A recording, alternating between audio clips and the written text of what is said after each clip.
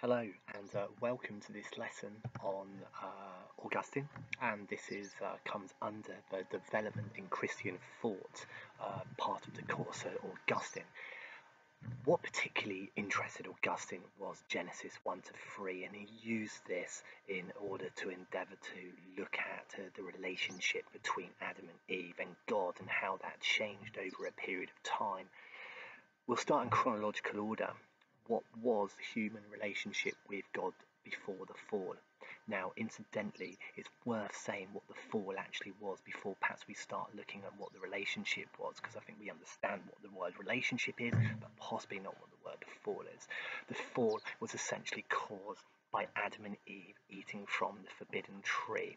God had one single commandment, and Adam and Eve, by their own free will and designs, decided that they would break that one commandment. And by doing that, they created an epistemic gap, in other words, a gap of knowledge between God and, of course, and Adam and Eve. Now, this was of course problematic because obviously in Genesis it therefore says that Adam and Eve were cast out of perfection. They no longer resided in a state of perfection living in Eden, rather they plummeted. And it wasn't until something what is known as the Christ event, which essentially is the crucifixion of Jesus, where he died on the cross to wipe away the stain of original sin, that humanity for the first time since the fall was actually liberated. So it is through the grace of God that actually we have, if you like, in some way we have been liberated, not quite to the state of perfection, but at least we're a little bit further up, if you like. So I digress a little bit. That is the fall, and we'll perhaps come to it a little bit later. But what was the relationship like before the fall? In a word, it was perfect. There was absolute harmony. So pre-fall, there was absolute harmony. And during this time, the human condition, in other words, what Adam and Eve had, they had a body, will, and reason. And all three of those things, known as tripartite, all three of those aspects of our being were in a state of complete harmony. The will, for example, was in complete harmony with the body, so therefore there would be no dilemma. If the alarm clock, for example, went off at 4:30 in the morning, you would rise. There would be no problem whatsoever. Now, Augustine rather rudely used the example of the male erection. If one willed one, then it would occur. There was no, there's because the will and the body and reason, as I say, that tripartite aspect of the human condition were in complete harmony. Decent. And God created the will ex nihilo, out of nothing, and gave us the ability to do with the will what of our choosing. We could follow God, we could reject him. Essentially, therefore, we had free will. Now, the will also is synonymous with love. What we mean by that, it has the capacity for self-love, cupiditas, or generous love, caritas. So we have there a glimpse really at the relationship that God had before the fall. Now, for Augustine, Adam and Eve were married in paradise. Now, historians argue over the concept of marriage, over whether it was particularly necessary, because whilst Adam and Eve was given a partner in Eve, and their relationship, which was one of friendship, did contain sex. There was, however, not the sin of lust, which was used, if you like, to facilitate that sexual relationship, lust being the sin. So friendship, or sex, I should say, a sexual relationship, was something that was just merely part of the innocent, non-complex type of friendship that Adam and Eve had. So it was not lustful. It was simply to reproduce. After the fall, however, friendship becomes more complicated and anguished, and sadly, sex does become a little bit of a dirty word and almost synonymous with lust, which is one of the 7 deadly sins.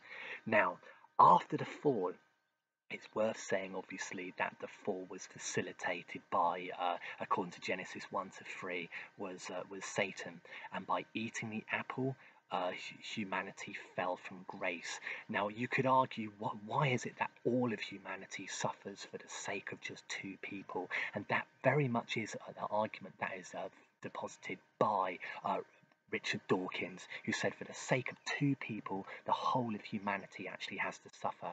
That is not the mark of a benevolent God. It is, however, what Genesis 1 to 3 illustrates.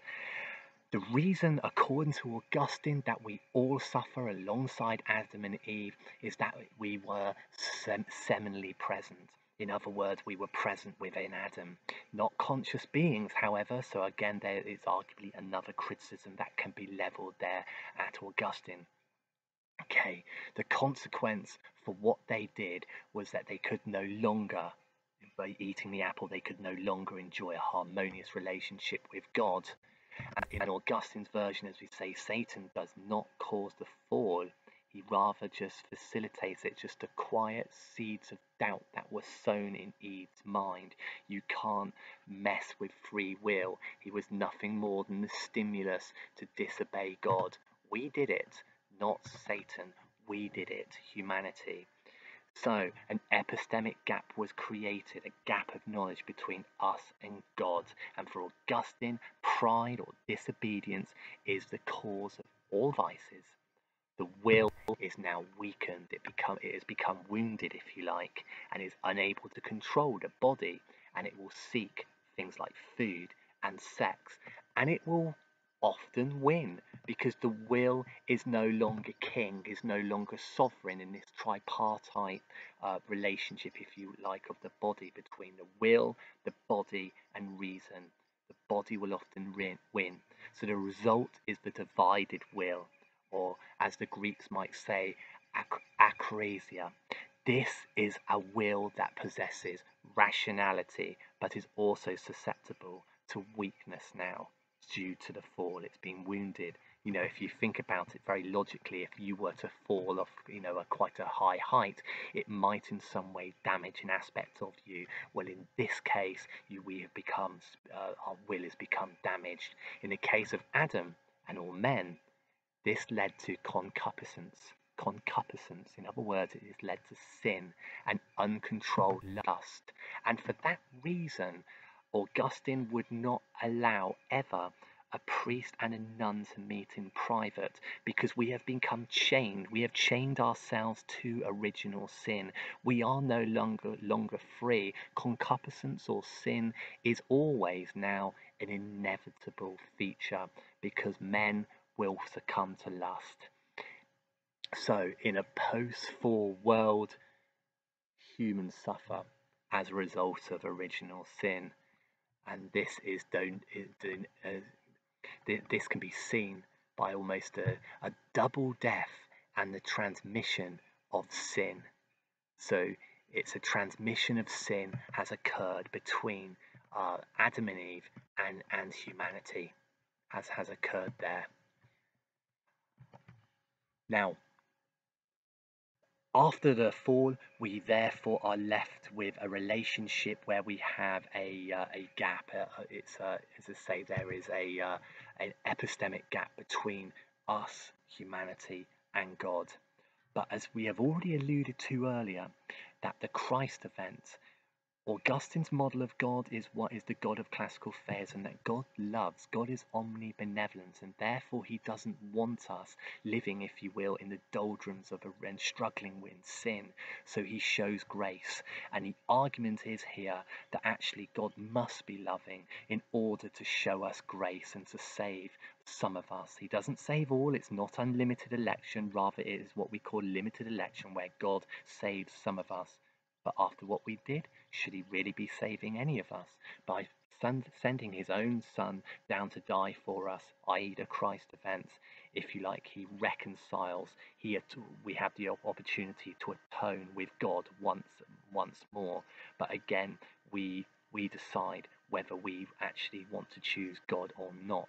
But ultimately, we have gone from beings that are creatures that were completely free, and the will was free, to a wounded will now where we are chained to original sin. it does perhaps beg the question, does Augustine have a rather pessimistic view on human nature and that we will always succumb to sin, or is it a rather logical, rational one? What do you think in terms of that?